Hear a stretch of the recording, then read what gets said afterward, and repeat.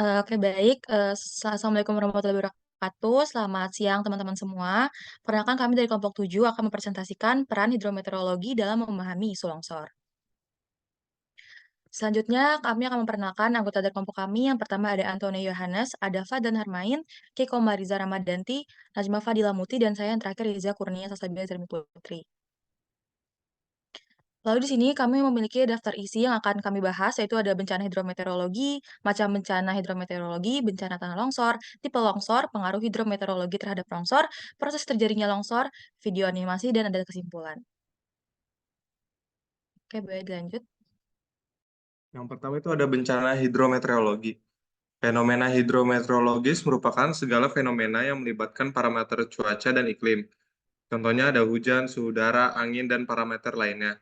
Bencana hidrometeorologis merupakan bencana yang memiliki keterkaitan dengan fenomena hidrometeorologis dan berpotensi mengakibatkan gangguan pada kehidupan dan penghidupan manusia.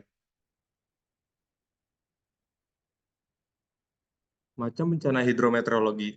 Berdasarkan HOPE 2016, bencana alam dapat dikategorikan menjadi 4 tipe utama, yaitu bencana geofisik, bencana meteorologis, bencana hidrologis, dan bencana klimatologis. Bencana tanah longsor masuk dalam kategori bencana geofisik yang berada pada tipe gerakan massa batuan atau tanah. Selanjutnya, longsor merupakan fenomena bergeraknya material, dapat berupa tanah ataupun batuan yang menuruni lereng pada bidang gelincirnya akibat adanya serangkaian pemicu dan pemacu. Disebut sebagai bencana longsor jika peristiwa ini menimbulkan dampak yang merugikan bagi manusia maupun lingkungan.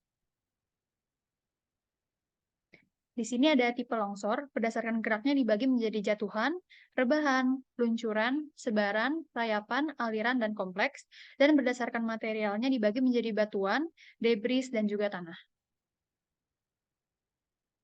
Selanjutnya ada pengaruh hidrometeorologi terhadap bencana longsor. Pertama ada curah hujan. Nah, curah hujan tinggi dalam waktu singkat dapat meningkatkan kadar air tanah dan tekanan pori air, sehingga tanah menjadi jenuh dan mudah bergerak. Lalu hujan lebat yang berkepanjangan juga dapat menyebabkan erosi dan infiltrasi air ke dalam tanah yang melemahkan struktur tanah dan membuatnya rentan menjadi longsor.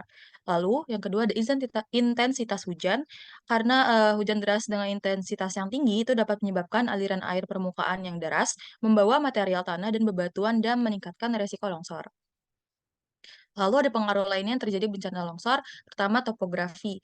Lereng yang curam dan tidak stabil lebih mudah terkena longsor, lalu vegetasi, hutan yang gundul dan tidak memiliki vegetasi yang kuat untuk menahan tanah lebih mudah terkena longsor.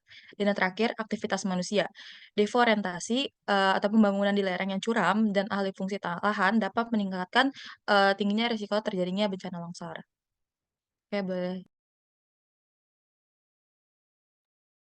Ini ada proses terjadinya longsor akibat hidrometeorologi. Jadi umumnya longsor itu diawali oleh hujan intensitas tinggi dalam durasi yang panjang. Air hujan yang telah mencapai permukaan tanah kemudian terinfiltrasi, yaitu masuknya air ke dalam tanah dan lanjut mengalami perkolasi hingga menyentuh lapisan kedap air atau lapisan impermeable. Jika tanah sudah jenuh, lapisan impermeable berperan sebagai bidang gelincir yang mampu menggerakkan lapisan tanah yang menumpang di atas bidang gelincir tersebut. Terus ini ada ilustrasi dari terjadinya longsor dari hujan sampai tanahnya itu menjenuh, akhirnya dia menggelincir.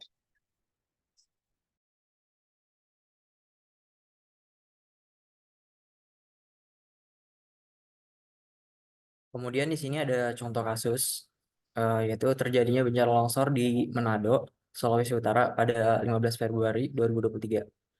Penyebabnya itu hujan deras dan pendangkalan sungai. Kemudian dampaknya itu longsor menimbun beberapa rumah dan kemudian menyebabkan korban jiwa. Faktor pemicunya itu ada curah hujan tinggi, itu hujan deras selama 1 hari dengan intensitas 100 mm per hari. Kemudian ada pendangkalan sungai, yaitu sedimentasi dan sampah menyumbat aliran sungai. Kemudian ada topografi, lereng terjal dan curam. Dan kemudian ada drainase, yaitu sistem drainase yang buruk. Kesimpulannya di sini, bencana longsor merupakan bencana yang dihasilkan dari perpaduan faktor alam dan faktor manusia. Longsor terjadi pada wilayah yang memiliki kerawanan longsor. Pada kejadian longsor, hujan memiliki peran penting. Tanpa adanya cukup air dari hujan, potensi tanah bergerak pada bidang gelincirnya relatif rendah. Oleh karenanya, longsor umumnya terjadi pada musim penghujan.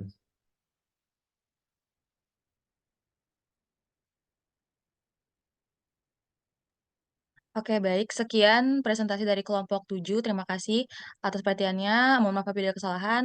Assalamualaikum warahmatullahi wabarakatuh.